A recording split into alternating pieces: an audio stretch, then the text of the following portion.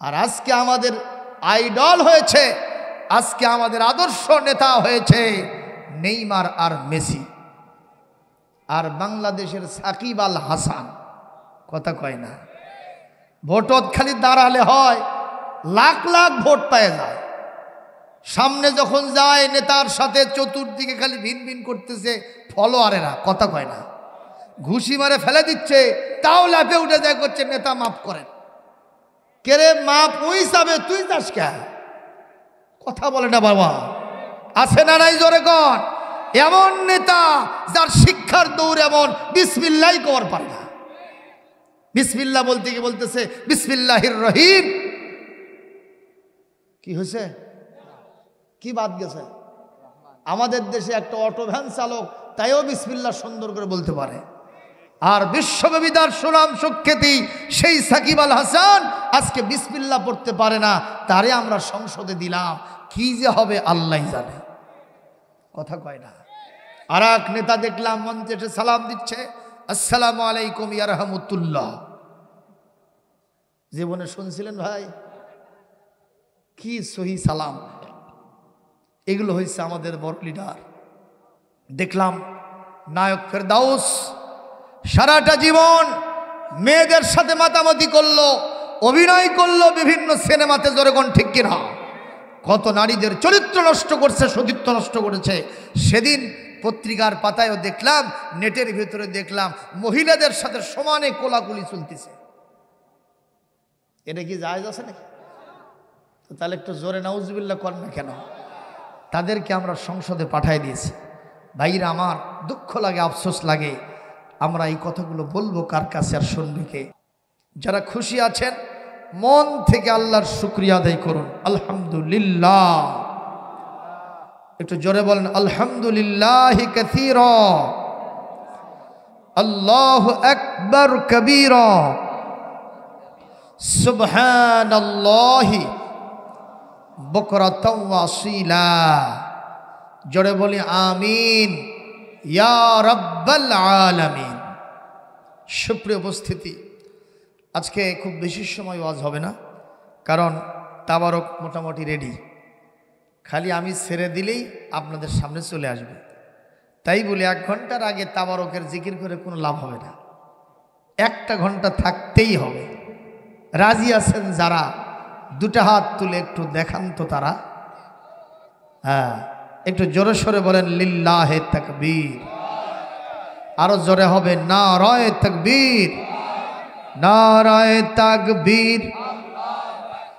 আল কোরআনের আলো সারা দুনিয়ায় জালো, কোরআন সুন্নাহ যেখানে, আলেম ওলামা যেখানে, আল্লাহ রসুল যেখানে, শয়তান যেখানে, শয়তানের কালো হাত ভেঙে দাও, গুড়িয়ে দাও।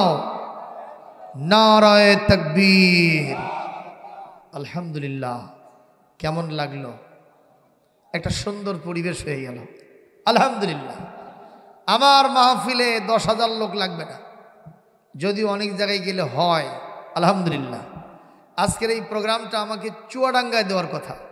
চুয়াডাঙ্গা জেলা থেকে বারবার রিকোয়েস্ট করছিল যে হুজুর আসেন, শেষের দিনে একটা অথবা আগের দিনে 9 তারিখ বা 10 তারিখ একটা প্রোগ্রাম দেন। রাকিবুলকে বললাম যে আমি ঘর কামুরগি ডাল বরাবর, আমাকে বাদ দিয়ে বাইরে থেকে একটা সেটিং করি। কিছুতেই শোনে না। বোঝেন তো, টাকা পয়সা খুব আসা বেশি দেওয়া লাগে না, সেই জন্য। বোঝেন নাই? অন্য মাহফিল থেকে 5,000 টাকা মিনিমাম অ্যাডভান্স আগে দেয়। এরা এই মুহূর্ত পর্যন্ত কি যে বুঝছে, যা দেশে তাতে শূন্যের কোঠা। সম্মানিত ভাইরা, এজন্যে আজকে যদি ওখানে প্রোগ্রামে যেতাম, ইনশাআল্লাহ রাকিব দেখে আসছে এই প্রোগ্রামটা 20,000-এর উপরের লোক উপস্থিত থাকে।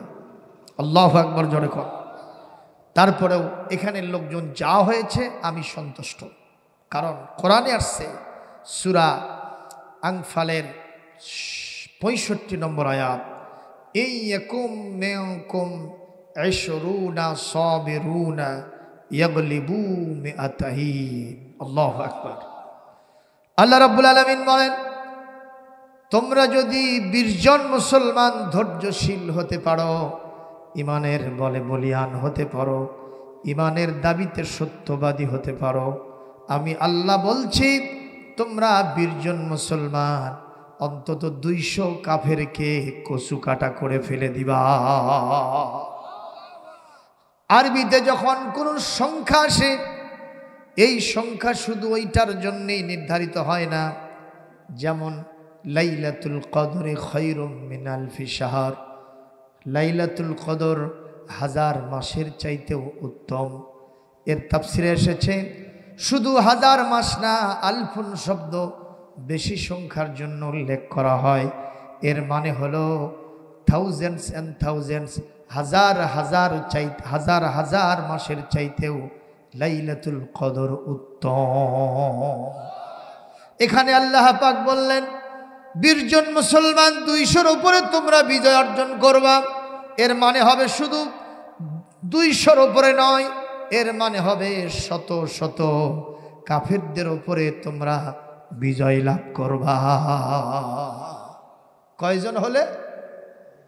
কথা বলে না, কয়জন হলে? সেখানে এখানে তো আলহামদুলিল্লাহ 20-এর কয়েক গুণ উপস্থিত আছে। আল্লাহু আকবার, জোরে কর। বাপের বেটা একটা হলেই যথেষ্ট। যদি বেটার মতো বেটা হয়, যদি পাঠা হয় তাহলে আবার কাম সারা। আছে না নাই? জোরে কোন আছে না নাই? এক বাপের 8টা ছেলে।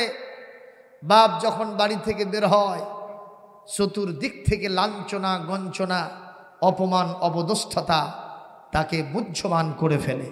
একজন এসে বলছে, তোমার বড় ছেলেটা অমুক জায়গায় চাঁদাবাজি করতে গিয়ে পেটন খাইছে, আর একজন মানুষ হত্যা করতে গিয়ে ধরা খাইছে, আর একজন ওখানে পকেট মারতে গিয়া সেখানে গণধোলাই খাইছে, আর একজন লুচ্চমি করতে গেছে, আর একজন গুন্ডামি করতে গেছে, আর একজন ওখানে অস্ত্রবাজি করতে গেছে, আর একজন মদ খায় রাস্তার উপরে গড়াগড়ি করতেছে। এই কথাগুলি যখন বাপের কানে আসে, বাপ বলে, বাবা কিছু লাগবে না, 1 শিশি আনা বিষ দিত। কথা কয় না? বিষ দিয়ে কি করবে? ওই জীবন দেবে। 8টা সন্তান তো তার সম্মান বয়ে নিয়ে আসলো না, ঠিক কিনা কর? গোটা পৃথিবীতে মুসলমানদের সংখ্যা এখন 200 কোটির কাছাকাছি। কথা বলে না কেন? সবচাইতে বড় চোর যারা, তারাও মুসলমান। কথা কয় না? সবচেয়ে বড় দুর্নীতিবাজ তাও মুসলমান। সবচেয়ে বড় ডাকাত, টপ টেরর, সন্ত্রাসীদের গডফাদার খুঁজলে মুসলমানদের পাওয়া যায়। কথা কর না কেন? জেনাকার, সুদখোর, ঘুষখোর, দুর্নীতিবাজ পৃথিবীতে যদি কেউ বেশি থেকে থাকে, সেটা মুসলমানদের ভিতরে পাওয়া যায়। ঠিক না বে ঠিক বলেন? বলবেন যে হুজুর মুসলমান হয়ে মুসলমানের দোষ দিচ্ছেন কেন? বলে এটা আমাদের আত্মসমালোচনা। ঠিক কিনা কর? এটা আমরাই তো আছি, এখানে তো হিন্দুরা নাই, কাফের মোশরিক কেউ নাই, সব মুসলমান। সুতরাং এত মুসলমান হয়ে লাভটা কি? যেখানে আমাদের ফিলিস্তিনের ভাইয়েরা মার খাচ্ছে, তার পাশে প্রভাবশালী মুসলিম কান্ট্রিগুলি আছে না নাই? কথা বলেন না কেন? সৌদি আরব থেকে শুরু করে না, সমস্ত মুসলিম কান্ট্রি তার পাশে অবস্থিত। যদি একটাবার চোখ রাঙায় তারা ইসরায়েলের হায়নাদের দিকে তাকাতো, ওরা পেশাব করে ফেলে দিত, ওরা পালায়া ইন্দুরের গর্তও খুঁজে পেত না। কিন্তু লাভটা কি? আজকে রমজান মাসে আমরা যখন ইফতার সাহারির জন্য প্রস্তুতি নিচ্ছি, রোজা রাখার জন্য আমাদের ইস্তেদাদ প্রিপারেশন চলছে, তখন আজকে আমার ফিলিস্তিনের হামাসের মুসলিম যোদ্ধারা বেঁচে থাকবে কিনা সেটা নিয়ে চিন্তায় আছে। জোরে বলুন ঠিক না ঠিক? আজকে এই চিন্তায় মুসলমানদের থাকার কথা ছিল না। আল্লাহ পাক নিজেই বলেছেন, লা তাহিনু ওয়া লা তাহজানু ওয়া আনতুমুল আ'লাউনা ইন কুনতুম মুমিনিন। যদি তোমরা খাঁটি ঈমান আনতে পারো, ঈমানের দাবিতে সত্যবাদী হও, ঈমানের বলে যদি বলিয়ান হতে পারো, তোমাদের কোনো ভয় থাকবে না, তোমাদের কোনো সংখ্যা থাকবে না, কোনো চিন্তা থাকবে না।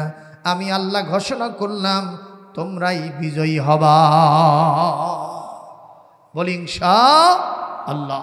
সুতরাং যা এসেছেন আমার জন্য এইটুকুই যথেষ্ট। আপনারা তাতে বেজার? এ জোরে কোন বেজার? এই জোড়া মাদ্রাসায় প্রত্যেক দিন আসি, তারই ওয়াজ শোনার জন্য এতগুলো লোক যে আসছেন, আমি এরই তো শুকরিয়া করতে পারবো না। আলহামদুলিল্লাহ জোরে বলেন, আরো জোরে আল্লাহু আকবার। আমি আপনাদেরকে ধন্যবাদ দিয়া কোরআন থেকে আলোচনা শুরু করব। হুজুর বলেছেন 12টার ভিতরেই শেষ করে দিবা। 12টায় শেষ করলে আর আধা ঘন্টা আছে। কোনো অবজেকশন হবে? আধা ঘন্টা মানে উঠতে দেরি আছে, নামতে দেরি নেই। জোরে বলেন ইনশাআল্লাহ। তেলাওয়াত হয়েছে কোরআনে কারীমের 17 নম্বর পারা, কোরআনে কারীমের 22 নম্বর সূরা। সূরার নাম সূরাতুল হজ, আয়াত নম্বর 41, 41 নম্বর আয়াত। মারহাবা। আল্লাহ পাক বলছেন, এই পৃথিবীতে যদি ইমানদারেরা কোনোদিন ক্ষমতায় প্রতিষ্ঠিত হয়, আমি যদি করি, তারা 4 দফা কাজ করবে। সুবহানাল্লাহ। কয় দফা? ফার্স্ট সিটিং ইনগুরাল সেশন, যেটা উদ্বোধনী অধিবেশন, ইমানদার ক্ষমতায় যাওয়ার সাথে সাথে নামাজের বিলটা পাশ করে দেবে, নামাজ প্রতিষ্ঠিত করবে। সুবহানাল্লাহ।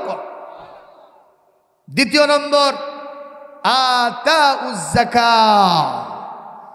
তারা শুধু নামাজের বিল পাশ করেই চুপ থাকবে না, অর্থনৈতিক সমস্যার সমাধান দেওয়ার জন্য যাকাত ভিত্তিক ইকোনমিক্যাল সিস্টেম চালু করবে। সুবহানাল্লাহ। যাকাত ভিত্তিক অর্থ ব্যবস্থা চালু হয়ে যাবে ইসলামী গভর্নমেন্ট যদি কখনো ক্ষমতায় যায়। সুবহানাল্লাহ।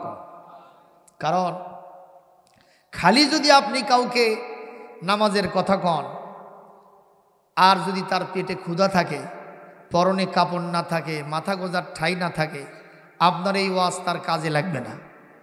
কথা বলে না কেন? আপনার ওয়াজ তো কাজে লাগবেই না, বরং গ্রামীণ ব্যাংক, আশা, এরপরে ঠ্যাঙ্গামারা, এই সমস্ত যত আছে এগুলোর সাথে ওই মাতামাতি করবে, সুদি কারবার করে লোন নিয়ে চালাবে। কথা বলেন ঠিক না বেঠিক? এই জন্য ইসলাম বলেছে কোরআনে কারীমের যত জায়গায় আকিমুস সালাহ, তার পাশাপাশি ও আতুজ যাকাত। জোরে কোন সুবহানাল্লাহ। আল্লাহ পাক বলেছেন নামাজ প্রতিষ্ঠা করার পরেই যাকাত ভিত্তিক অর্থনৈতিক সমস্যার সমাধান দিতে হবে। জোরে বলেন ইনশাআল্লাহ। এরপরে 3 নম্বর দায়িত্ব, ওয়া আমারু বিল মা'রুফ। তারা মানুষকে সৎ কাজের আদেশ দেবে, সৎ কাজের সমস্ত রাস্তাগুলি খোলা থাকবে। সুবহানাল্লাহ। কোন আমি ব্যাখ্যায় আসবো সংক্ষিপ্ত। আর 4 নম্বর, ওয়ানাহাউ আনিল মুনকার। অসৎ কাজ করার যতগুলি রাস্তা, চোরাগুলি পথ, সবগুলো বন্ধ করে দেওয়া হবে। মারহাবা। কোন আল্লাহ পাক বলেন, ওয়ালিল্লাহি আকিবাতুল উমুর। আল্লাহ রাব্বুল আলামিনের জন্যে সকল বিষয়ের সর্বশেষ পরিণতিটা আল্লাহর দিকেই চলে যাবে। আমরা দুনিয়াতে যা করব এগুলোর শেষ পরিণতি কার কাছে আমরা দেখতে পাব? জোরে বলি ইনশাআল্লাহ। সম্মানীয় উপস্থিতি, হাদিস শরীফ থেকে একটা হাদিস আপনাদের সামনে তেলাওয়াত করেছি।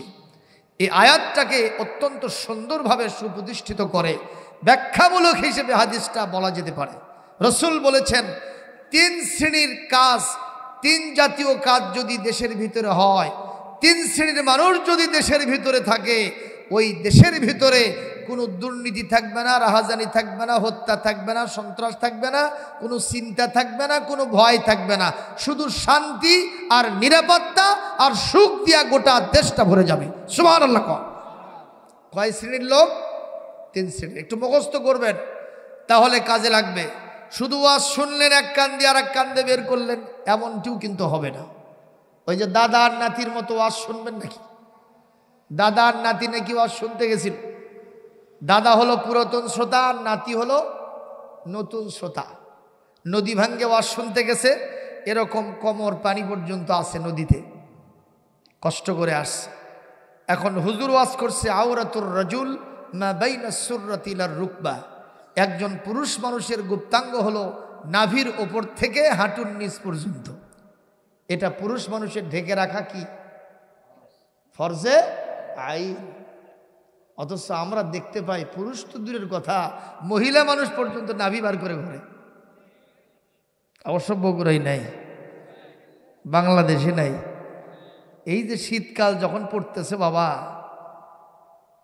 কি বলে, শীতকাল যখন চলে গেল, এখন গরমকাল আসতেছে, কতক্ষণ না কেন, শীতকালে তারা বাধ্য হয়ে কিছু কাপড় শরীরে জড়াইছিল, ঠিক কিনা? গরম আসতেছে, আস্তে আস্তে সবগুলো কাপড় নামতেছে, ঠিক কিনা?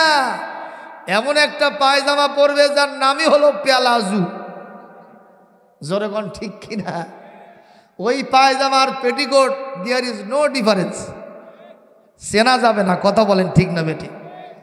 আর এমন সেলোয়ার কামিজ যেগুলি আঁটো পাতলা ফিনফিনা, বুকে কাপড় আছে না নাই, মাথায় আছে না নাই, আবার আমাদের হুজুরদের সামনে মশান দেখায় মোটর সাইকেল চালায়, কথা কয় না? মাদ্রাসা থেকে যাচ্ছি তো ভাই পেছনে আসে, তো একটা মোটর সাইকেল দেখি যে পেছনে মহিলা মানুষ যাচ্ছে, তো চিন্তা করলাম মহিলা মানুষকে সামনে দেওয়া যায় না, কি বলেন? আমি আরেকটু জোরে ছাড়লাম, ওরে বাবা, আমাকে জোরে ছাড়া দেখো পিক আপ টানছে, আমাকে পিছনে রেখে সামনে গেল, তা আমি একটু ঢিল কাটলাম যে চলে যাক, মেয়ে মানুষের পিছনে যাওয়া ঠিক, কথা কর না কেন? না, দেখি খালি পেঁচ খেলে, সামনেও যায় না। এখন আপনি বলেন কায়দা হবে না বেকায়দা হবে? এখন আমি কোন দিকে চাবো? এই তো বেকায়দা এখন বর্তমানে, জোরে বলুন কথা ঠিক না বে ঠিক? সম্মানিত ভাইয়ের আমার, কি বুঝাইলাম? আল্লাহর নবী বলেছেন, তিনটা জিনিস যদি তোমাদের ভিতরে থাকে, তোমাদের ওই দেশের ভিতরে কোনো প্রকারের অশান্তি থাকবে না। কয়টা জিনিস?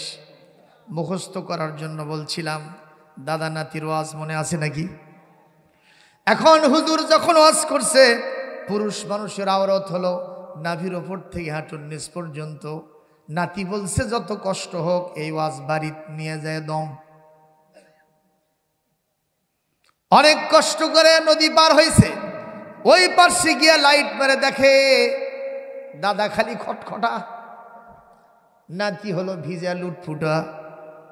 নাতি বলছে, দাদা তুমি কি বোরাকে চড়ে পার হলে? কে কে কি হয়েছে রে? কই ওয়াজ মানতে গিয়ে আমি ভিজে লুটফুটা, থরথর করে কাঁপতেছি, তুমি যে খটখটা, কিভাবে পার হলে? কয় তোরা নতুন শ্রোতা, বুঝিস না, সব ওয়াজ নদী পার করা যায় না। তার মানে ওই দাদা কোন কায়দায় পার হয়েছে, বুঝেছেন তো? বুঝতে পারছেন কিনা?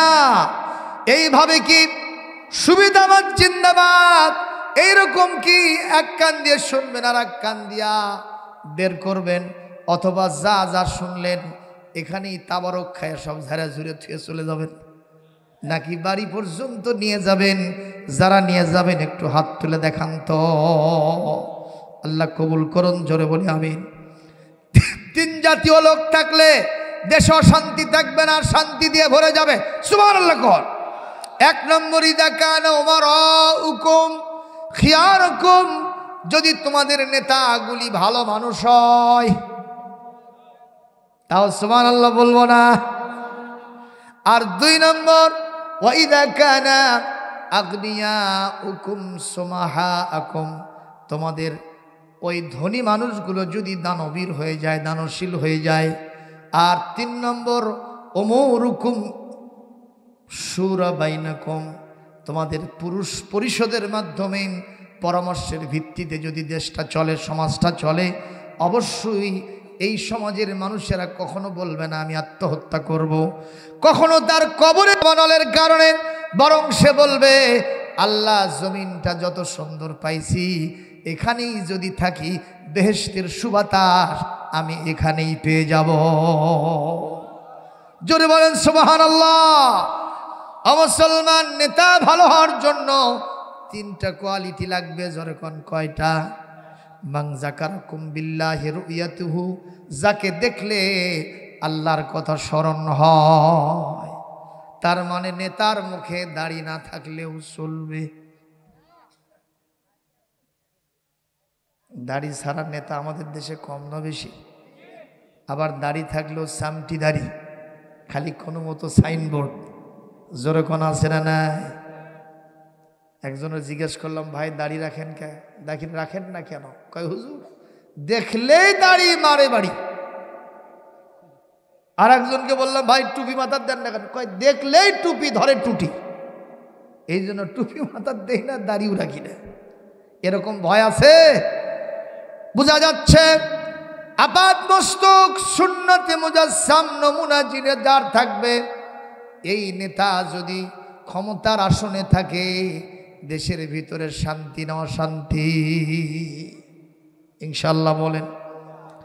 2 নম্বর, অমান যাদা ফি ইলমিকুম মানতিকুহু, যার কথা শুনলে, যার বক্তব্য বিবৃতি শুনলে তোমার এলেমের শূন্যতা, জ্ঞান ভান্ডার পরিপূর্ণ হয়ে যাবে। জোরে বলেন সুবহানাল্লাহ। তোমার জ্ঞান বেড়ে যাবে। আর 3 নম্বর, অমান যাকারাকুম বিল আখিরাতি আমালুহু, যার আমল আখলাক দেখলে তোমার মনে হবে এ জীবন জীবন নয়, আর একটা জীবন আছে, যার নাম হলো অনন্ত জীবন, পরকাল। কথা বলেন ঠিক না বেঠে? এরকম নেতা পৃথিবীতে কি ছিল না? ছিল না? তার ভিতরে কি আমাদের সোনার নবীজির নাম আছে না নাই? উনি কি ভালো নেতা না কালো নেতা? উনি যে ভালো নেতা তার সার্টিফিকেট দিয়েছেন কে ভাই? মেম্বার চেয়ারম্যান না, এমপি মিনিস্টার না, প্রাইম মিনিস্টার প্রেসিডেন্ট না, ওনার সার্টিফিকেট এসেছে সরাসরি আরশে আজিম থেকে। সুবহানাল্লাহ, জোরে বলেন। লাকাদ কানা লাকুম ফি রাসূলিল্লাহি উসওয়াতুন হাসানাতুন লিমান কানা ইয়ারজুল্লাহ ওয়াল ইয়াওমাল আখির ওয়া যাকারাল্লাহা কাসীরা। আমার রাসূলের জীবনের ভিতরে তোমাদের জন্য এক্সেলেন্ট এক্সাম্পল, উসওয়ায়ে হাসানা, উত্তম আদর্শ আছে। যেরকম সুবহানাল্লাহ। আর আজকে আমাদের আইডল হয়েছে, আজকে আমাদের আদর্শ নেতা হয়েছে নেইমার আর মেসি, আর বাংলাদেশের সাকিব আল হাসান। কথা কয় না? ভোটত খালি দাঁড়ালে হয়, লাখ লাখ ভোট পেয়ে যায়। সামনে যখন যায় নেতার সাথে চতুর্দিকে খালি ভিন ভিন করতেছে ফলোয়ারেরা। কথা কয় না? ঘুষি মারে ফেলে দিচ্ছে, তাও লাফে উঠে যায়, করছে নেতা মাফ করেন। কেরে মাপ ওই যাবে, তুই যাস কে?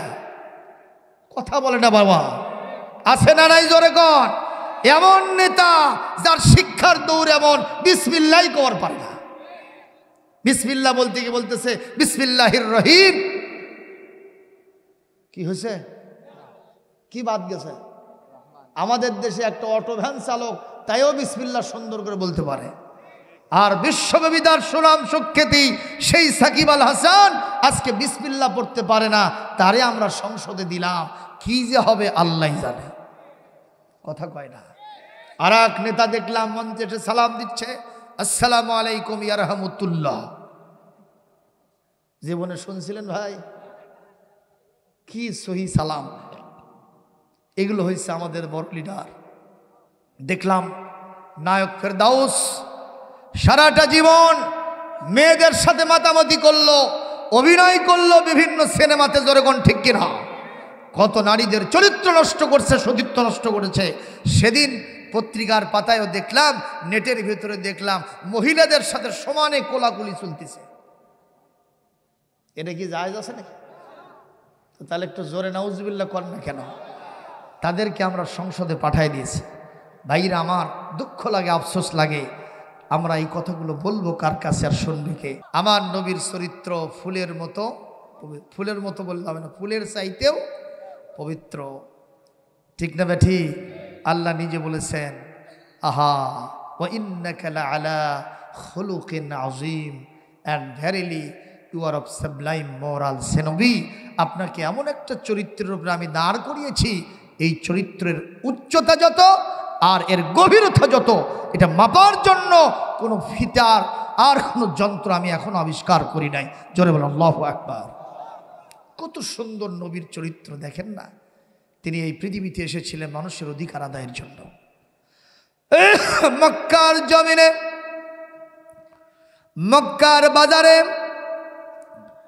ইরাজ গোত্র থেকে একজন মানুষ উট বিক্রি করার জন্য এসেছে।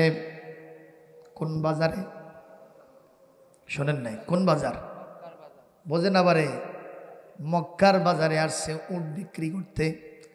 সে লোক মুখে শুনেছে মক্কার বাজারে উটের দাম খুব বেশি হয়, এই জন্য মক্কার বাজারে অন্যদের সাথে নিজের উটের দড়ি ধরে চুপ করে দাঁড়ায় আছে।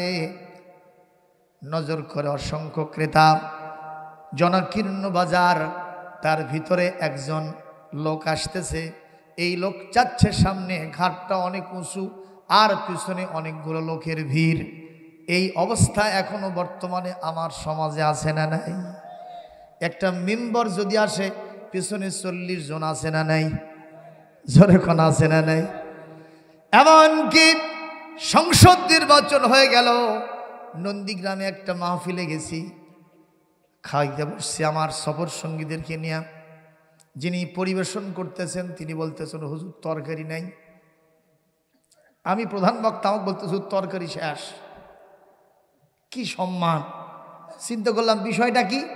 কাজে হুজুর কিছুক্ষণ আগে এক নেতা ছিল, পিছনে 100 জন, ওনাদের জন্য যা আছে ওগুলো তো খাইছে, আপনারটাও একেবারে নুমে চুমে খায় শেষ করে গেছে। আবার নবীর সাথে এরকম চেলা চামুন্ড থাকতো না। সুবহানাল্লাহ। কোন হযরত ওমরের সাথে এরকম চেলা চামুন্ড থাকতো না। কথা বলতে হবে, ঠিক না ঠিক? এই চেলাগুলো নেতাকে খারাপ হতে বাধ্য করে। চেয়ারম্যান সাহেব অমুক গ্রামের রাস্তাটা করবে, একজন কর্মী বলতেছে স্যার পরে করেন, আগে গল্প শোনেন। কি হয়েছে? ভোটের সময় আপনার পোস্টার লাগাতে গেছিলাম, চোখের সামনে ছোট ছোট সোলবোল, ওই পোস্টার ছিঁড়ে ফেলতেছে। চেয়ারম্যান করছে তাহলে ইট যেগুলো পারে দিয়েছেন ওগুলো তুলে আন। কথা কি বোঝেন নাই? দশের চক্রান্তে ভগবান অস্থির। কথা বলে, ঠিক না বেটি?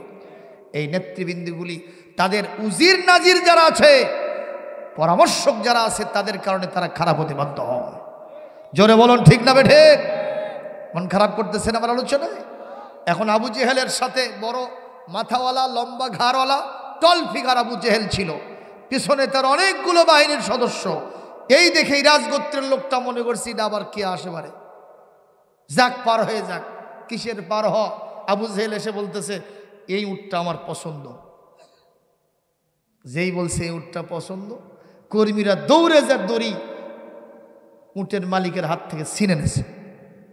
ছিনে নেয় বলতেছে নেতাজি চলেন, উট নেওয়া শেষ। তো লোকটা বলতেছে উট নিয়ে যাচ্ছেন, আমাকে টাকা দেন। আবু জেহেল বলতেছে আমি নগদে কোনো জিনিস কিনতে শরম পাই। তার মানে ওই বাকি খায়। জোরে কোন, ঠিক না বেটি? এই কথা বলাও সারা, এই লোকটা কান্দাও সারা। কারণ ওনার স্বপ্ন হলো এই উটটা পেলে পুষে আমি জিরো থেকে হিরো বানাইছি, পরিপুষ্ট করেছি, মোটা তাজা করেছি। আমাদের দেশে একটা গরু পালতে এখন টাকা কম বেশি হয়, কম খরচ হয় না বেশি খরচ হয়? এই যে সামনে কুরবানির ঈদ আসতেছে, অনেকে দেখবেন ষাঁড় পালতেছে। যেরকম ঠিক কিনা? এর একটা স্বপ্ন আছে না নাই? আল্লাহ না করুন সেই গরুটা যদি খোয়া যায়, হাত ছাড়া হয়ে যায়, মানুষটা ডিজার্টেড হয়ে যাবে, অনেকে হার্ট অ্যাটাক করে পর্যন্ত মারাও গেছে। কতক্ষণ ঠিক কিনা? এই লোকটি বারবার হাজারি করেন আমি অনেক স্বপ্ন, এই উট বিক্রির পরে আমার স্বপ্ন বাস্তবায়ন হবে জন্য উটটা আমি নিয়ে এসেছি। খবরদার এই উট নেবেন না, যদি নেন টাকাটা দিতে হবে। ওরা কে কার কথা শুনে বলে আগামীকাল আসো, এই কথা বলে লোকটাকে রেখে ওখান থেকে লাপাত্তা হয়ে চলে গেছে। কোথায় আবু জেহেলের বাড়ি, কোথায় ঠিকানা, আগে থেকেই লোকটার কোনো ক্রমে জানা নাই। এখন এই উটটা যখন চলে গেল, টালমাটাল অবস্থা, চতুর্দিকে দৌড়দৌড়ি, লাফালাফি, ছুটোছুটি করে, কেউ তার পাশে দাঁড়ায় না। যে দেখে অনেকজন লোক সন্ত্রাসী বাহিনী আবু জেহেলের সালাসমুন্ডা, তারা এক জায়গায় তাস পাশার জুয়া খেলতেছে। ওখানে গিয়ে বলতেছে, ভাই লম্বা টল ফিগার একটা মানুষ, উনি নাকি আবু জেহেল আবুল হাকাম, আমার উটটা নিয়েছে, এই উটটা কোথায় নিয়ে গেল, আমি টাকাটা এখনো পাই নাই, আমাকে কি আপনারা একটু টাকাটা উদ্ধার করে দিতে পারেন? এই কথা বলাও সারা এই লোকগুলি বলতেছে, আমাদের নেতা হলো আমাদের সবচাইতে বড় পূজনীয়, সবচেয়ে বড় সম্মানীয়, ওই নেতার সামনে চোখ তুলে আমরা কেউ কথা বলতে পারি না। যদি তুমি সাহায্য পেতে চাও, ওই যে ধারে আর কামে চলে যাও, ওখানে একটা টুমকু মৌলবি বসে আছে, দেখো তো ওনাক বললে কিছু করতে পারে কিনা। কি মৌলবি বোঝেন নাই? টুমকু মৌলবি বোঝেন নাই? মানে আমার নবীর দিকে ইঙ্গিত করছে, আমার নবীর দিকে কি করেছে? ইঙ্গিত করেছে। আমার নবীজি সাল্লাল্লাহু আলাইহি ওয়াসাল্লামের দিকে ইঙ্গিত করেছে ক্রিটিসাইজের দৃষ্টিতে। তাদের চিন্তা, দেখি এই মোহাম্মদ এত বড় স্পর্ধা দেখায়, নেতৃত্ব দেয়, দেখি তো মোহাম্মদ এই উটের টাকা তোমাকে উদ্ধার করে দিতে পারে কিনা, যাও তার কাছে, আমরা পারবো না। এইভাবে ক্রিটিসাইজের ভাষায় আমার নবীর দিকে ইঙ্গিত করেছে। ওই লোকটা তো বোঝে নাই। বলেন, যার পেটে ক্ষুধা আছে, কথা বলছেন না কেন? যার পেটে ক্ষুধা আছে, মাথার উপরে ঋণের বোঝা আছে, ওই বড় বড় উঁচু সাঁকোয়ার রাস্তাঘাট দেখে ওর লাভ আছে? ভাই কথা কান্ন লাভ আছে? ও এখন পূর্ণিমার চাঁদকেও ঝলসানো রুটির মতো দেখবে। ঠিক না? ঠিক বলেন। সামনে মাহে রমাদান আসতেছে, দ্রব্যমূল্যের ঊর্ধ্বগতি যখন নাগালের বাইরে যখন চলে গেছে, আপামর সাধারণ রোজাদাররা চিন্তায় আছে কিভাবে ইফতার আর সেহরিতে আমার খাবার তৈরি হবে, এটা নিয়ে বড় একটা টেনশন আছে না নয়? এজন্য আজকের মাহফিল থেকে গভর্নমেন্টের কাছে জোর দাবি জানাই, অনতি বিলম্বে মাহে রমাদান আসার আগেই দ্রব্যমূল্য নাগালের ভিতরে নিয়ে আসতে হবে। আমার এই কথার পক্ষে যারা আছেন দু হাত তুলে আল্লাহকে দেখা। লিল্লাহে তাকবীর, লিল্লাহে তাকবীর। আমার নেতা, তোমার নেতা বিশ্বনবী মুস্তাফা, নারায়ে তাকবীর। আমাদের বাজারের অবস্থা কি খুবই ভালো? ও দেশের ভাই রে, বল না কোথায় যাই রে, একটু শান্তি বলো কোথায় গিয়ে পাই রে। কথা কয় না? ও দেশের ভাই রে, বল না কোথায় যাই রে, একটু শান্তি বলো কোথায় গিয়ে পাই রে। আছে ভাই আছে, আছে অনেক কিছুই আছে, বাজারটা গরম আছে, যাবেন না মাছের কাছে। বাজারটা গরম আছে, যাবেন না গোশতের কাছে। বাজারটা গরম আছে, যাবেন না মাছের কাছে। পেঁয়াজের ঝাঁজ আছে, মরিচের ঝাল বেড়েছে। বাজারের আগুনেতে পুড়ে হবি সাই রে, বাজারের আগুনেতে পুড়ে হবি সাই রে। ও দেশের ভাই রে, বল না কোথায় যাই রে, একটু শান্তি বলো কোথায় গিয়ে পাই রে। তাই বলে কি শান্তি নাই? শান্তি আছে, যাতে আওয়াজ দিয়ে বলেন সেই গ্রন্থের নাম কি? আরো জোরে বলে। فمن تبع هداي فلا خوف عليهم ولا هم يحزنون। কোরআনে কারীম সূরা আল বাকারার 38 নম্বর আয়াতের অংশ আল্লাহ পাক বলেন, আমার কোরআনের হেদায়েত যারা মেনে চলতে পারবা, তাদের ভয় থাকবে না, চিন্তা থাকবে না, চিন্তামুক্ত, ভয়মুক্ত, শান্তি নিরাপত্তামূলক একটা সমাজে বসবাস করতে পারবা। জোরে বলেন সুবহানাল্লাহ। কবি বলছে, যেমন তুমি দিলে জমিন, দিয়েছো আসমান, সুখের সমাজ গড়তে দিলে তেমনি কোরআন তোমার দয়ায় ফুরান, দয়ায় ফুরান, দয়ায় ফুরান। বলেন আলহামদুলিল্লাহ। এখন আমার নবীর কাছে গেছে টালমাটাল অবস্থা। নবীজি দারে আরকাম ইসলামের প্রথম অফিস, সেখানে সাহাবীদেরকে কোরআন থেকে তালকিন তারবিয়াত দিচ্ছিলেন। সুবহানাল্লাহ। আল্লাহর নবীর চেহারা দেখে এই লোকটার ভেতরটা কনভেন্স হয়ে গেছে, জীবন এরকম চেহারা দেখি নাই, খাই না খাই দেখেই শান্তি। সুবহানাল্লাহ। কি চেহারা! মনে করছে এই লোকের কাছে গিয়ে বসলে আর কিছু না পাই, একটু মনের শান্তি লাগবে। সুবহানাল্লাহ। আল্লাহ নবীর কাছে গেছেন। আমার নবীজি আবার এমন মানুষ ছিলেন, তিনি মানুষের চেহারা দেখলে বুঝতে পাইতেন যে এই লোকটার ভেতরের চিন্তাটা কি। কথা কন না কেন? হযরত আবু হুরায়রা রাস্তার ভিতরে বসে আছে চুপ করে। হযরত ওমর যাচ্ছেন, একটা কোরআনের আয়াতের অর্থ জিজ্ঞেস করতেছেন। হযরত ওমর আয়াতের অর্থ বলে দিয়ে চলে যাচ্ছেন। হযরত আবু বকর সিদ্দিক আসলেন, জিজ্ঞেস করা হলো, তাকেও কোরআনের আয়াত, উনি আবু বকর সিদ্দিক সুন্দর করে আয়াতের মর্ম তাফসীর বলে দিয়ে উনিও চলে গেলেন। কিছুক্ষণ পর আমার বিশ্বনবী আসলেন। সুবহানাল্লাহ। কি কষ্ট হচ্ছে নাকি? এই তো কয়েক মিনিটের ভিতরে শেষ হবে, 12টা কিন্তু আর 5 মিনিটে বাজবে। শেষ করে দেবো, চালাবো তো। আচ্ছা, কষ্ট হচ্ছে আপনাদের? আল্লাহর নবী আসতেছেন কিছুক্ষণ পর। হযরত আবু হুরায়রা রাদিয়াল্লাহু তাআলা আনহু এই আয়াতের মর্ম জিজ্ঞেস করেছেন। আল্লাহর নবী শ্রেষ্ঠ মুফাসসির, তিনি কোরআন থেকে এই আয়াতের তাফসীর বলে দিলেন। দেওয়ার পরে বলতেছেন, আবু হুরায়রা ওঠো ওঠো। হুজুর কেন? তুমি তো খালি আয়াতের অর্থ জিজ্ঞেস করার জন্য বসে আসো তা না, আমি তোমার চেহারা দেখে বুঝতে পাচ্ছি তোমার পেটে খাবারের দরকার। সুবহানাল্লাহ বলবেন না? আবু হুরায়রা চলো, তোমাকে নিয়ে আমি মেহমানদারি করাবো। হযরত আবু হুরায়রা কেঁদে ফেলেছেন, হুজুর সবার কাছে আমি আয়াতের অর্থ জিজ্ঞেস করেছি, আর মনের ভিতরে একটা চিন্তা নিয়েছে, আমার মুখের দিকে তাকালে শুকনা শাকনা চেহারা দেখলে বুঝতে পারবেন আমার খাবারের দরকার, আমাকে মেহমানদারি করানোর জন্য দাওয়াত দিবেন। কেউ আমার এই মর্মটা বুঝতে পারল না। আপনি বিশ্ব নবী, উম্মতের শিক্ষক, জনদরদি মানুষ, আপনি শুধু বাহিরটাই দেখেন না, আপনি মানুষের ভেতরটাও দেখতে পান। কি বড় লিডার! সুবহানাল্লাহ। কোন একটু জোরে করে আল্লাহু আকবার। আল্লাহর নবী বলেন, চলো আমার বাসায়। বাড়িতে নিয়ে যাওয়ার পরে একজন সাহাবীকে বললেন, আমার বাসায় তো তেমন খাবারের ব্যবস্থা নাই, কেউ কি আসো, আবু হুরায়রাকে দাওয়াত দিবা।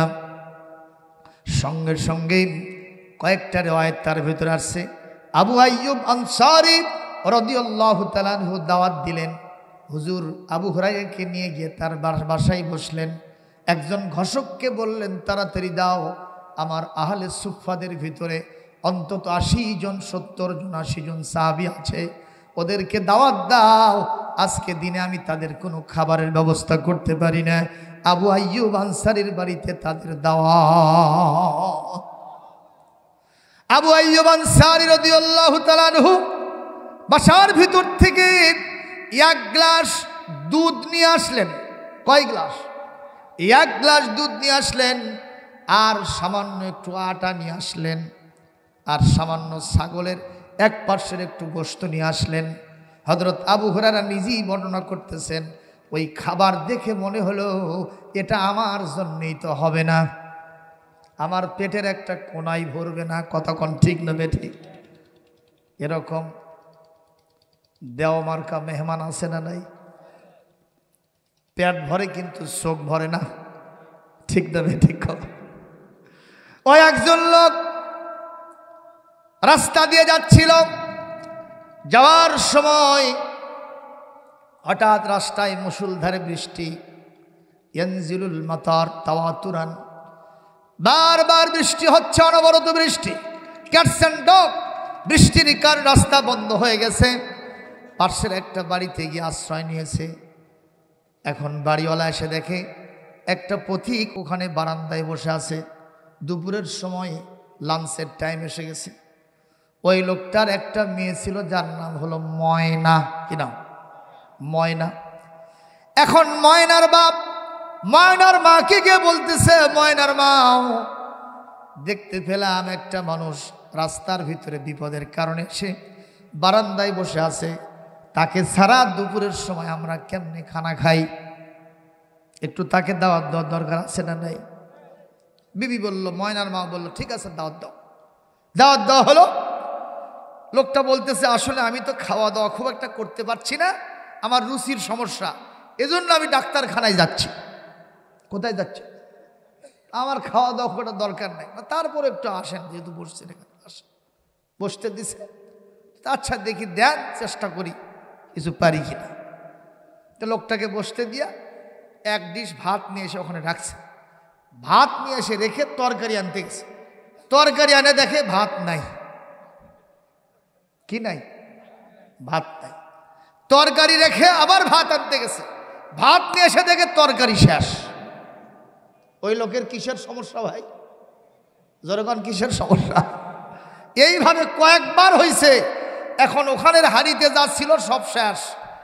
ময়নার মাও করছে, আসলে মানুষ না, দেওয়ানা চায় দেখো তো। করছে না, আপাত মস্তক আমাদের মতোই আসলে মানুষ, ওই লোকের বড় রুচির সমস্যা। তো বল, সেই সব লোককে আর কোনোদিন দাওয়াত দেবা না। লোকটা এখন বলতেছে, ভাই যা দেশেন কোনো মতো সারলাম, আসলে তো রুচি নাই, কিন্তু ডাক্তারখানায় যাচ্ছি। এখন ময়নার বাপ আর ময়নার মা দুইজনে বলতেছে যে আসলে মানুষ না দেও, দেখতে মানুষের মতোই মনে হলো। ময়নার মাও করছে যে এইসব লোককে দাওয়াত দেবা না। বল, তুমি যত কথা এগুলো আমার চিন্তা না, আমার চিন্তা একটা, ভাত আর তরকারি এক জায়গাত করতে পারলাম না। কথা কি বুঝতে পারেন না? এইরকম দেওয়া মার্কা লোক আছে না নাই? জোরে কোন আছে না নাই? সম্মানিত ভাইরা আমার, এখন হযরতে আবু হুরায়রা রাদিয়াল্লাহু তাআলা আনহু বলছেন, এই সামান্য দুধ আর একটু সামান্য গোশত আর এই আটা দেখে মনে হলো আমার যা ক্ষুধা, এগুলো তো আমার এক পেটের কোনায় ভরবে না।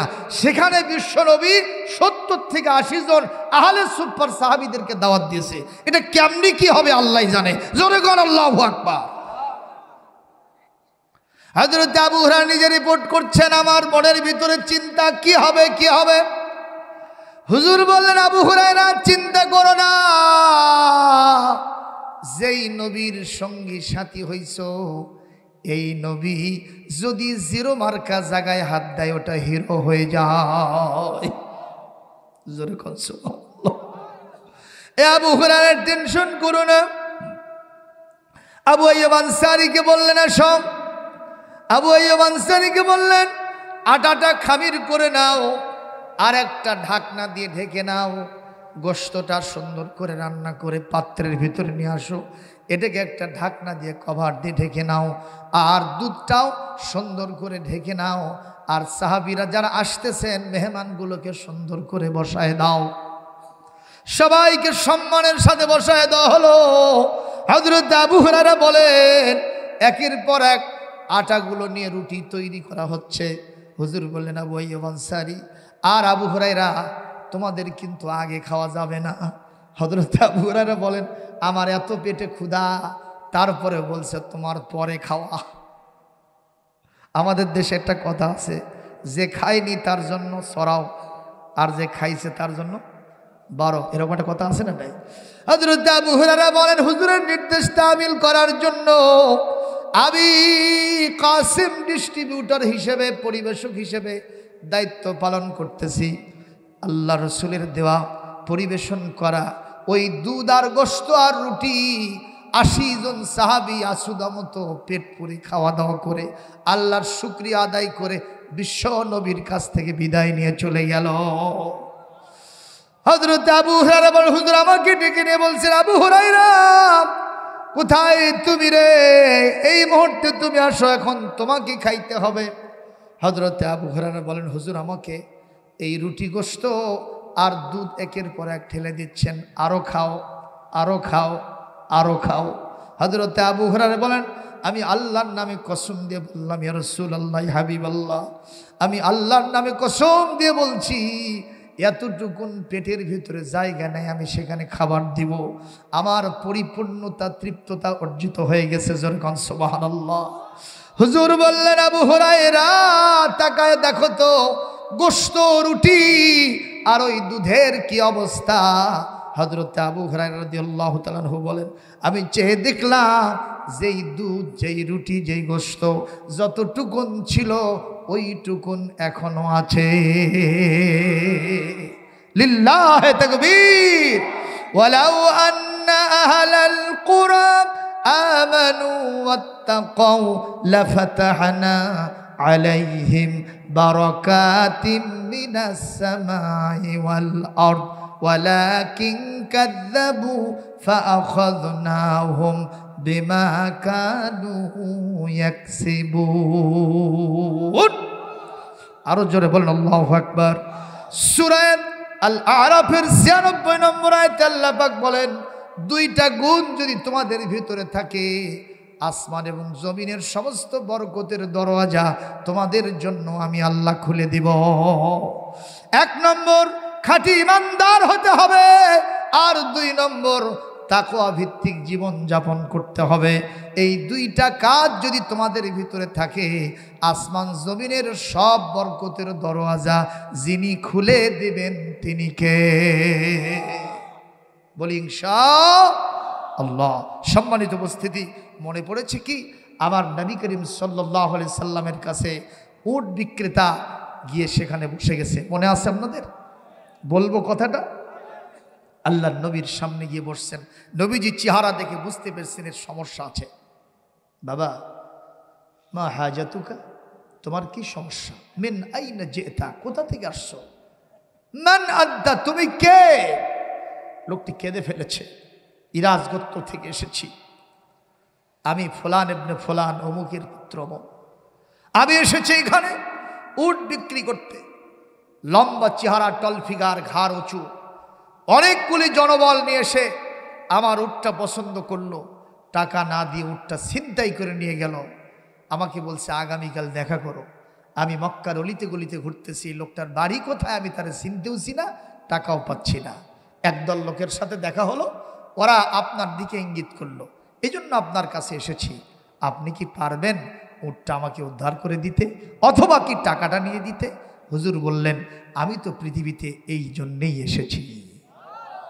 আরো জোরে বলে, কোনো টেনশন করো না, আমি নবীজি হক কথা বলতে ভয় পাই না, কোন রক্তচক্ষুকে পরোয়া করি না, কোন ক্ষমতার চেয়ারকে আমি কেয়ার করি না।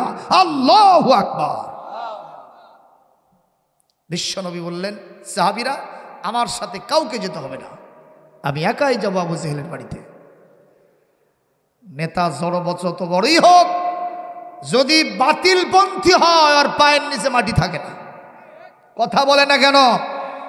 যদি আসামি হয়, সত্যিকার অর্থে আসামি হয়, তার ভেতরে একটা উইকনেস থাকে, একটা দুর্বলতা থাকে। কথা বলে। ঈদের জামাতের প্রথম কাতারে যে যদি কোনো বেরোজাদার দাঁড়ায়, ইমাম সাহেবের পেছনে সুন্দর পায়জামা, পাঞ্জাবি, তারপরে আপনার আতর সুরমা মাখায়া, যত বড় নামি দামি নেতাই হোক আর খ্যাতা হোক, মনের ভিতরে একটা সোর সোর ভাব আছে না নাই? জোরে কোন আছে না নাই? যদি ইমাম সাহেব কয়ে বেরোজাদাররা পেছনে যা, তাহলে ওই হিরোটা কি জোরে কোন কথা ঠিক না বেঠিক? সম্মানিত ভাইয়ের আমার, এই জন্য আবু জেহেল যত বড় লিডার হোক, বিশ্বনবীর কাছে ও কিন্তু আসলেই জিরো মার্কা। ঠিক না বেঠিক? আল্লাহ নবী সাল্লাল্লাহু আলাইহি সাল্লাম সঙ্গে সঙ্গে সা করে গিয়া আবু জেহেলের বাড়িতে গিয়া দরজায় মান আনা, কে আমি, তুমি কে রে? আল্লাহ নবী যখন একটু কণ্ঠ দিয়ে কথা বলেছেন, তখন বুঝতে পারছি এটা মুহাম্মদ ছাড়া কেউ না। এখন বিবির কাছ থেকে বিদায় নিয়ে আসতে, বিবি বলতেছে, ওনা তোমার শত্রু, তার কাছে যাওয়া কেন? ডাকতেছে যেহেতু দায়, কি কয় দেখি।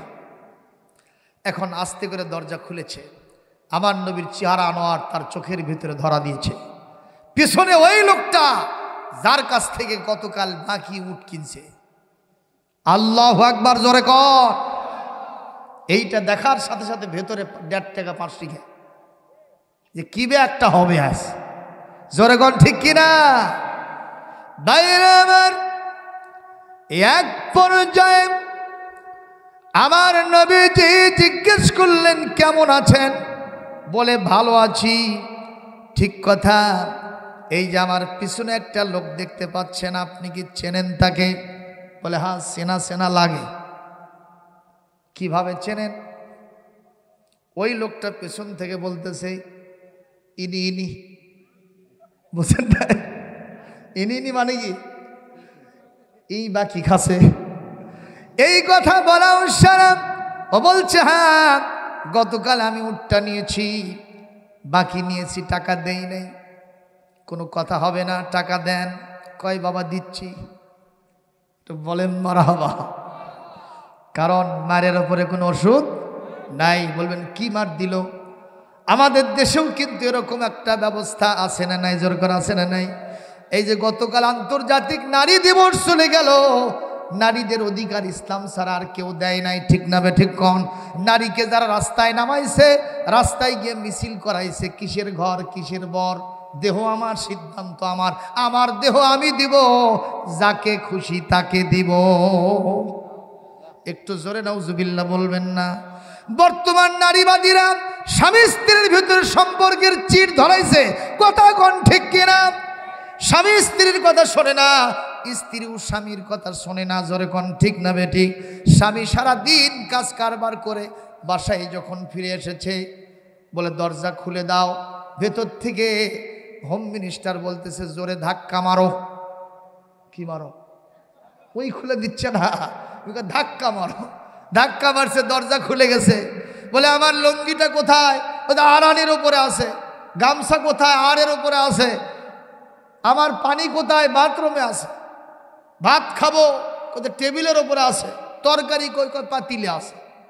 স্বামী বলতেছে হ্যালো বান্টি কো? কয় উঠিচ্ছি না।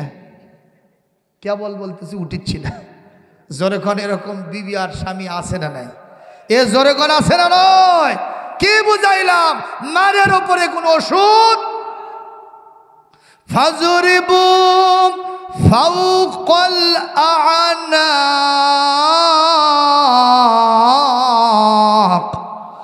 ওয়াদরিবু মিনহুম কুল্লা বানান।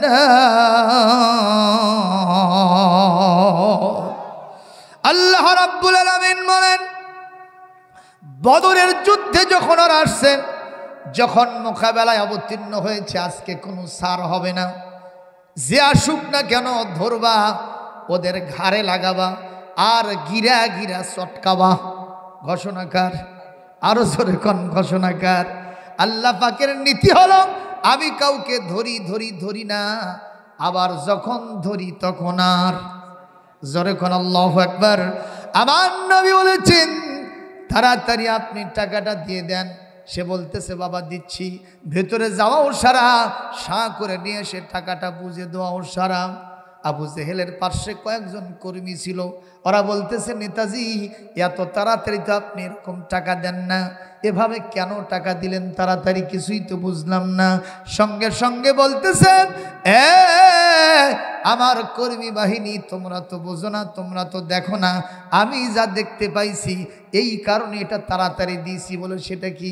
বলে শুধু মুহাম্মদ হলে আমার কাছে কোনো ব্যাপার ছিল না, শুধু ওই লোকটা হলে আমার কাছে কোনো ব্যাপার ছিল না। আমি তাকায় দেখলাম মুহাম্মাদের পেছনে এমন এক প্রকাণ্ড হিংস্র প্রাণী দাঁড়ায় আছে।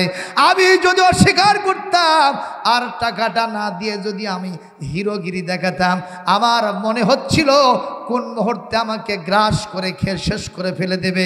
আমি সেই ভয়তে তাকে টাকা দিয়েছি।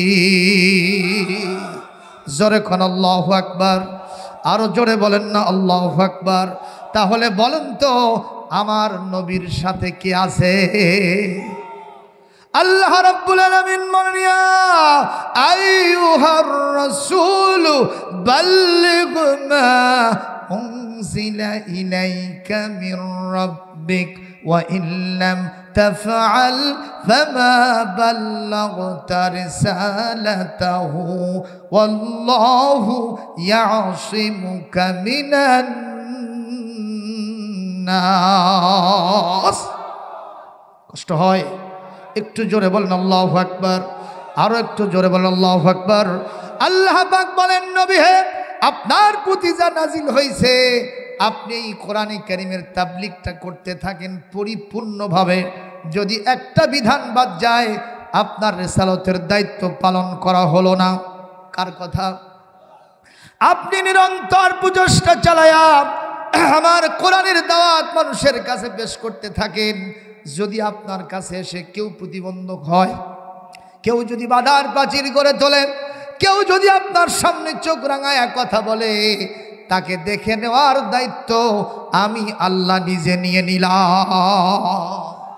জোরে বলেন সুবহানাল্লাহ। তাহলে বোঝা গেল আমার নবীর চাইতে ভালো নেতা পৃথিবীতে আর কেউ ছিল, এখনো নাই। ঠিক না? ঠিক বলেন। কবি আফসোস করেছে, নেতার মতো নেতা যখন পাই না কোথাও খুঁজে, কাঁদি শুধু কাঁদি হায়রে এই দুটি চোখ বুজে। ঠিক কিনা? নেতার মতো নেতা যখন পাই না কোথাও খুঁজে, কাঁদি শুধু কাঁদি হায়রে এই দুটি চোখ বুজে। তখন তোমার স্মরণ আমায় দেয় যে সান্ত্বনা, রসূল আমার কাজে কর্মের অনুপ্রেরণা, রসূল আমার ভালোবাসা, রসূল আমার আলো আশা, রসূল আমার প্রেম বিরহের মূল আলোচনা, রসূল আমার কাজে কর্মের অনুপ্রেরণা। আল্লাহুম্মা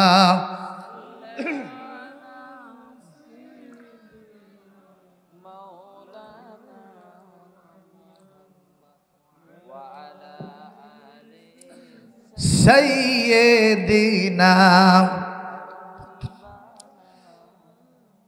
সুপ্রিয় উপস্থিতি, নিঃসন্দেহে রাত গভীর হচ্ছে, আমি আর সামনে বাড়াবো না। আপনাদের কাছে আরজ করলাম, আমার নবীর সিলসিলায় পৃথিবীতে যদি কেউ নেতা হয়, তার চরিত্র ভালো হবে না খারাপ হবে? মানুষের ভিতরে সুবাতাস বহায় যাবে না যাবে না? জোরে বলুন, যাবে না যাবে না? সুবাতাস প্রবাহিত হবে। এটা কোরআন সুন্নাহর কথা। দেখেন না, দিল্লির সম্রাট নাম ছিল শাহজাহান। কি বলেন? কি নাম? শাহজাহান। দিল্লির সম্রাট। একজন ফকির গেছে তার সাথে সাক্ষাৎ করার জন্য। ওনার রাজ দরবারে অন্তত 7টা দরজা আছে। কয়টা? ফকির এসে বলতেছে দরজা খুলে দাও। সদর গেটে এসে বলছে দরজা খুলে দাও। তো দরজার যারা বাওয়াব ছিল, গেটম্যান ছিল, তারা বলছে তুমি কোথাকার নবাবজাদা রাসূলুল্লাহ খান, দরজা খুলে দাও। ওনার শ্বশুর বাড়ির আবদার। হে তুমি কে? কাজে আমি ফকির সাহেব। বাংলাদেশে কিন্তু এখন ফকির সাহেব আছে, এখন মোবাইল দিয়ে ভিক্ষা করে। জোরেগণ ঠিক কিনা? একজন আমাকে বলল, হুজুর এক ফকির ফোন দিয়েছে। স্যার আমাকে চিনতে পারছেন? কে তুমি? তো ওই যে ভাই পাগলার সাথে দেখা হয়েছিল স্যার, আমি সেই ফকির সাহেব বলতেছি। আপনি রেডি থাকেন, আপনার বাড়িতে আসতেছি স্যার।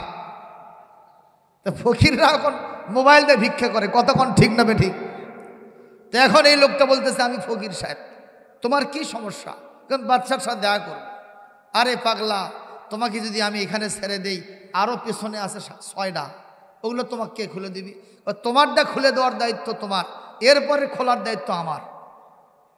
সে উনি কত বড় ক্ষমতাবান, দিকে ছেড়ে দিত রে, ছেড়ে দিছে। যেই না ছেড়ে দিছে, ওনাকে দেখার সাথে সাথে সবগুলো সেলেট মারা শুরু করছে। পরবর্তী গেটম্যানগুলো সব দরজা খুলে দিছে। সবার চিন্তা করে, বড় কোনো মানুষ না হলে প্রথম দরজা কেমনি খুললো? বোঝেন নাই? মানে ফকির হতে পারে, মাথায় সিজ বুদ্ধি আছে। জোরেগণ ঠিক কিনা? দরজা সব খোলার পরে যাইয়া দেখে শূন্য খাঁচা আছে, কিন্তু পাখি নাই। তার মানে বাদশার চেয়ার টেবিল পড়ে আছে, কে নাই? বাদশা নাই। এখনই শেষ হচ্ছে, কোনো সমস্যা নেই। কষ্ট হচ্ছে আপনাদের? বাদশা নাই। বাদশা গেল কোথায়? জিজ্ঞেস করছে আইনা মালিকুকুম, তোমাদের বাদশা কোথায়? তো তখন ওরা বলছে যে আমাদের বাদশাকে যখন আমরা এখানে খাস কামরায় না পাই, তার অফিস রুমে না পাই, আমরা তাকে মসজিদে গিয়ে খুঁজে পাই।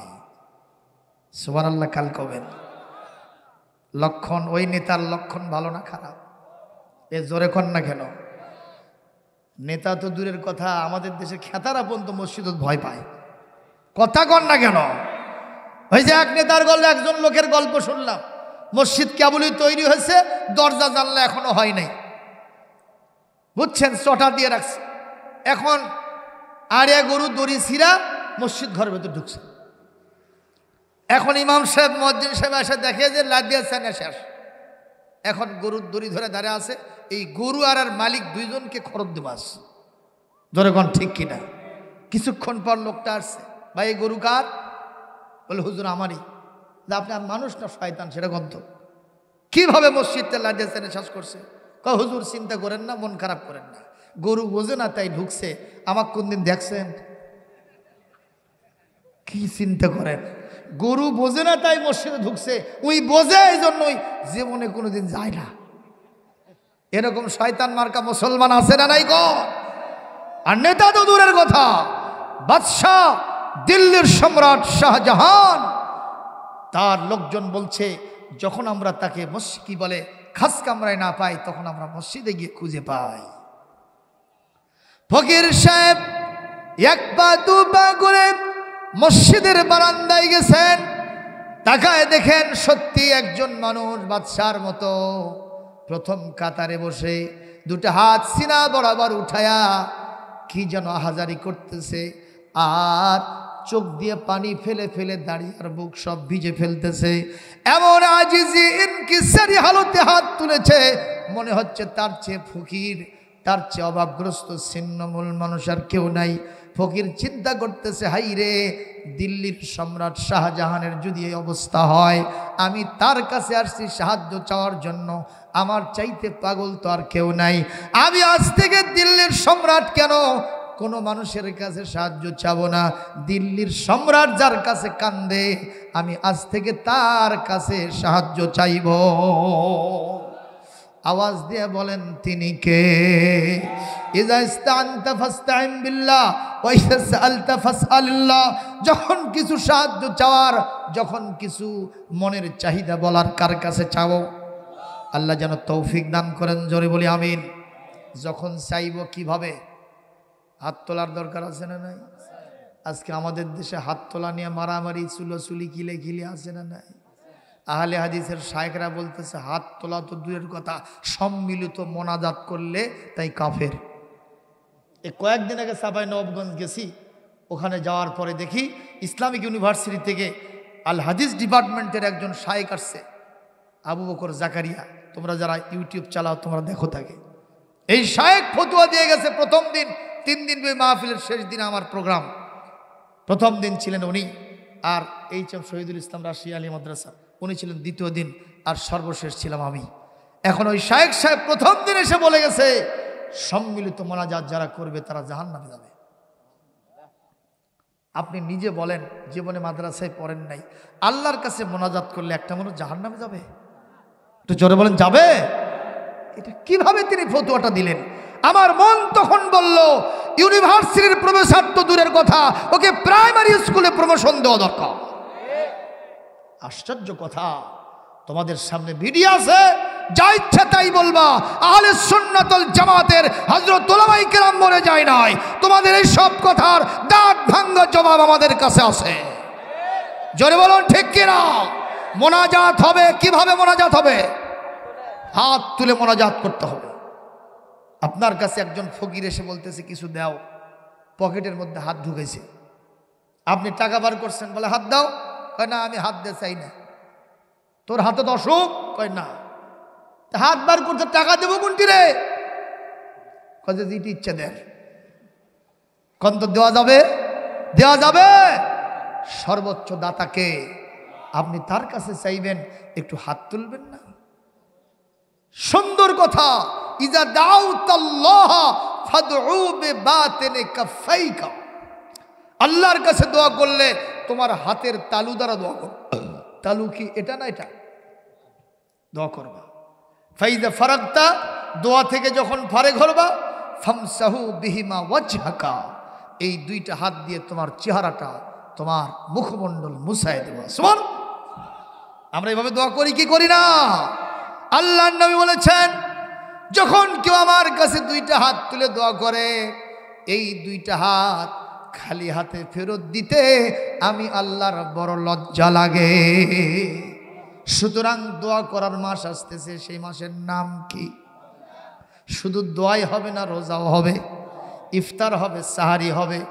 ইফতারের সময় লিসাইমি দাওয়াতুম মুস্তাজাবাতুন ইনদা ফিতরিহি আও কামা ক্বালা রাসূলুল্লাহ সাল্লাল্লাহু আলাইহি সাল্লাম। আল্লাহর নবী বলেন, যদি কেউ ইফতারের পূর্ব মুহূর্তে আমার কাছে দোয়া করে, আমি আল্লাহ রাব্বুল আলামিন এই দোয়া কখনো ফেরত দেই না। সুতরাং ইফতার সামগ্রী সামনে নিয়ে দোয়া হবে কার কাছে? ইনশাআল্লাহ সব সময় আমরা আল্লাহর কাছে দোয়া করব। সম্মানিত উপস্থিতি, আর সামনে আমি বাড়াই না, এই তিনটা কথার ভিত্তিতে আমরা আমল করার চেষ্টা করব ইনশাআল্লাহ। আল্লাহ আজকে আমাদের সবাইকে তৌফিক দান করুন। আমি এই মুহূর্তে, এটা উপজেলা চেয়ারম্যান সাহেব দিয়ে গেছেন 10,000 টাকা মসজিদের উন্নয়ন কল্পে। আল্লাহ পাক যেন কবুল করেন, জোরে বলেন আমিন। আমাদের জেলা শাখার যিনি সভাপতি স্বেচ্ছাসেবক লীগের পার্শ্ববর্তী ইউনিয়নের চেয়ারম্যান বিবি সাজুর রহমান শাহিন ভাই, তিনি দিয়ে গেছেন 5,000 টাকা। আর কে কে যেন দিয়েছেন, আল্লাহ তাদের সবার দানগুলি কবুল করেন। আপনারা কি শুধু চায় থেকে দেখবেন না কিছু করবেন? হ্যাঁ, কিছু করার দরকার আছে না নাই? এ জোরে কোন আছে না নাই? তাহলে একটু কিছু কিছু করেন, অন্তত চাদর যাক ভেতরে। রাকিবুল ইসলাম, একটু চাদর ভেতরে দিয়ে দেন। কে আছে চাদর নেওয়ার জন্য? চাদর বা ব্যাগ আছে? বাবা ঢুকে পড়ো, ঢুকে পড়ো। দেখছে চাওয়ার সাইজ দেখেন, ওরা ঠিক হয়ে বসে আছে। হুজুর অর্ডার দিলেই শুরু। একটু জিকির করেন লা ইলাহা। সবাই একটু পকেটে হাত দেন ভাই, তবে অন্যের পকেটে না, নিজের পকেটে। লা ইলাহা সুবহানাল্লাহ আলহামদুলিল্লাহ লা ইলাহা লা ইলাহা। দিন পরে নখ খসে যাবে, 6 দিন পরে নখ খসে যাবে, 9 দিন পরে চুল। 6 দিন পরে নখ খসে যাবে, 9 দিন পরে চুল। কবর গাহের সামান নিতে কইরো না কেউ ভুল। কবর জায়গা ভালো নয়, কবর জায়গা ভালো নয়, কবর জায়গা ভালো নয়।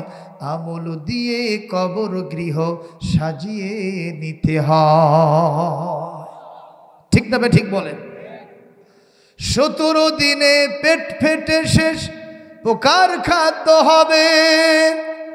60 দিন পরে গোশ থাকবে না, কঙ্কাল পড়ে রবে। 17 দিনে পেট ফেটে শেষ, পোকার খাদ্য হবে। 60 দিন পরে গোশ থাকবে না, কঙ্কাল পড়ে রবে। 90 দিনে হাড়গুলি সব, 90 দিনে হাড়গুলি সব, 90 দিনে হাড়গুলি সব আলাদা হয়ে রয়। কবর জায়গা ভালো নয়, কবর জায়গা ভালো নয়, কবর জায়গা ভালো নয়। আমল দিয়ে কবর গৃহ সাজিয়ে নিতে হয়। 6 দিন পরে নখ খসে যাবে, 9 দিন পরে চুল। 6 দিন পরে নখ খসে যাবে, 9 দিন পরে চুল। কবর গৃহের সামান নিতে কইরো না কেউ ভুল। কবর জায়গা ভালো নয়, কবর জায়গা ভালো নয়, কবর জায়গা ভালো নয়। আমল দিয়ে কবর গৃহ সাজিয়ে নিতে হয়। আল্লাহ পাক আমাদের সবাইকে কবরের জিন্দেগির জন্য প্রস্তুতি গ্রহণ করার তৌফিক দান করুন। জোরে বলি আল্লাহুম্মা আমিন।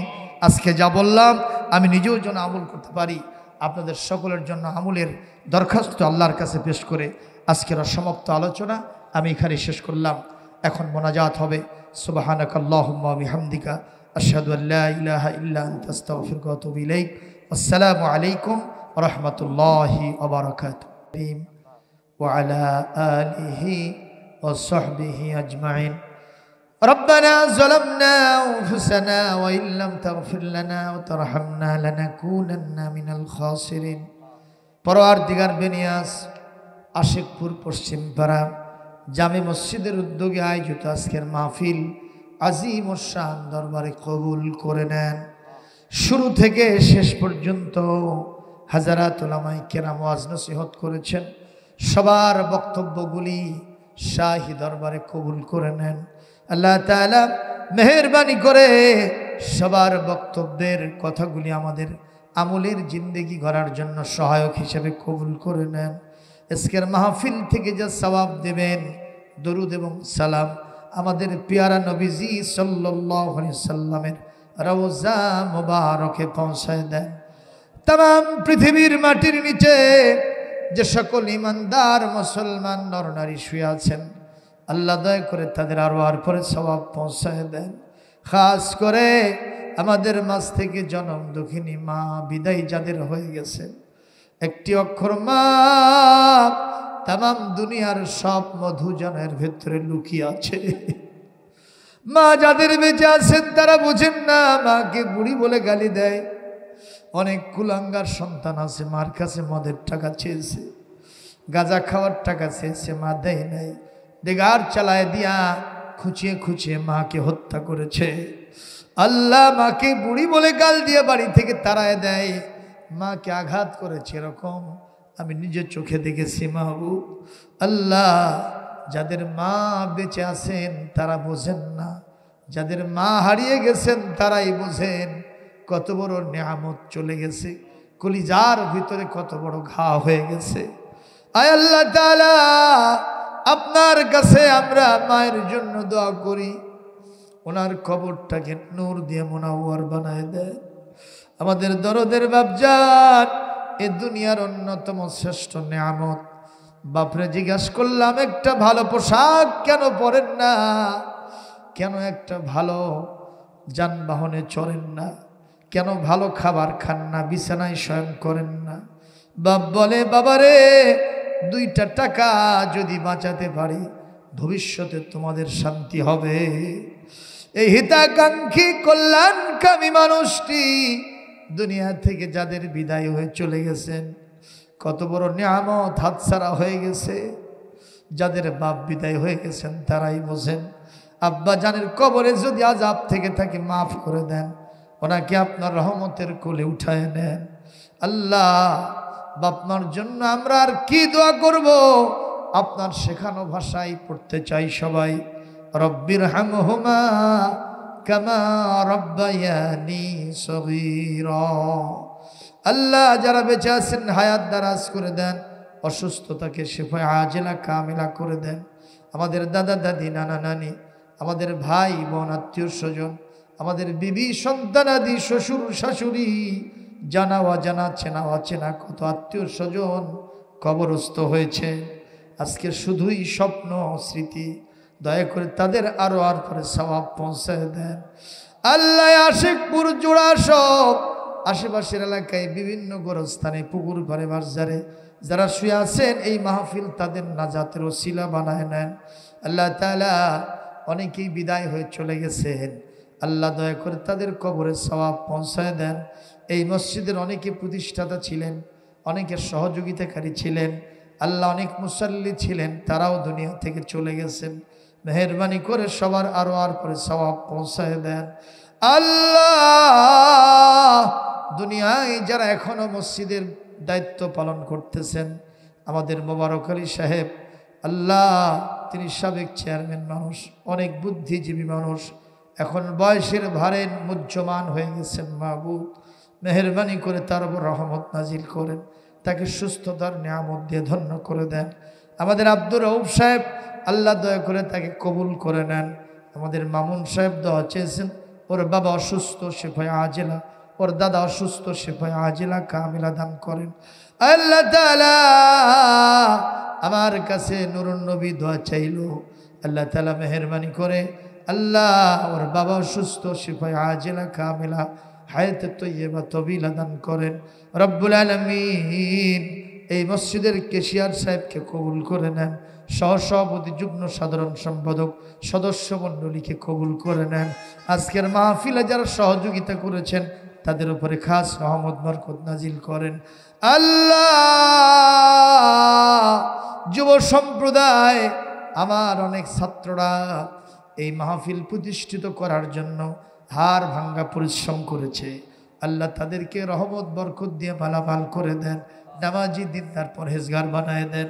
আল্লাহ আজকের মাহফিলের শ্রোতা মণ্ডলীকে কবুল করেন, কাউকে খালি হাতে ফেরত দিবেন না। আল্লাহ কার হায়াতের পুঁজি শেষ হয়ে গেছে জানি না। রমাদান হলো জয়ফে কারিম, সম্মানিত মেহমানে আমরা যখন উপনীত হব আমাদের সবাইকে নিষ্পাপ করে রমজানকে বরণ করার তৌফিক দেয়। আল্লাহ যাদের হায়াতের পুঁজি শেষ হয়েছে বাল্লিগনা রমাদান, আল্লাহুম্মা বারিক লানা ফি শাবান ওয়া বাল্লিগনা রমাদান। আখিরে শাবানে দোয়া করি সবাইকে শাবানে বরকত দেন আর রমাদান পর্যন্ত হায়াতে তৈয়বা দান করুন।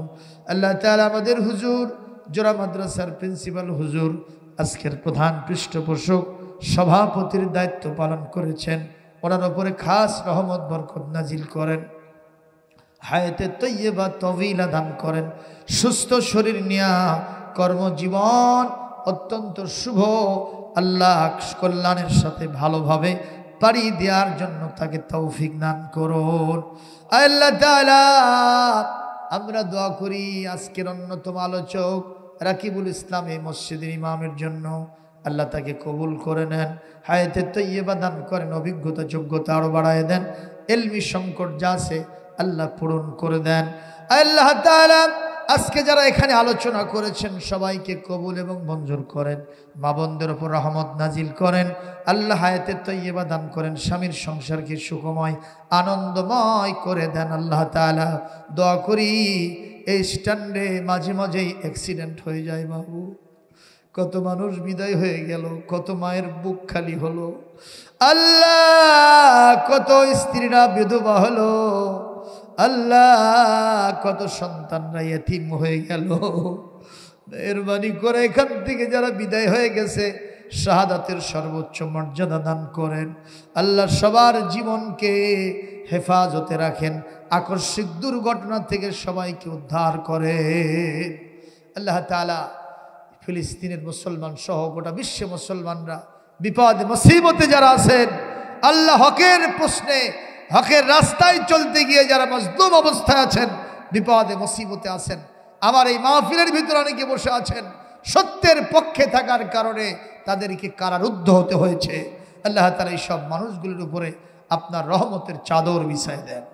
রব্বুল আলামিন গোটা বিশ্বে আবার সেই অতীত ইতিহাস, ওই অতীত ঐতিহ্য ফিরে এসেছে। কোরআন কারীমের ভিত্তিতে আল্লাহ সৎ নেতৃত্ব প্রতিষ্ঠিত হয়েছে, এরকম দৃশ্য আমাদের চোখে দেখার তৌফিক দান করো। রব্বানা তাকাব্বাল মিন্না ইন্নাকা আনতাস সামিউল আলিম ওয়া তুব আলাইনা ইন্নাকা আনতাত তাওয়াবুর রহিম। সিতরুল আরশি মাসবুলুন আলাইনা ওয়া আইনুল্লাহি নাজিরাতুন ইলাইনা ওয়া বিহাউলিল্লাহি লা ইয়াকদিরু আলাইনা। আল্লাহুম্মা ইন্না নাজআলুকা ফি নুহুরিহিম ونعوذ بك من شرورهم سبحان ربك رب العزة عما يصفون وسلام على المرسلين والحمد لله رب العالمين واجعل آخر كلمتنا عند الموت لا إله إلا الله محمد رسول الله.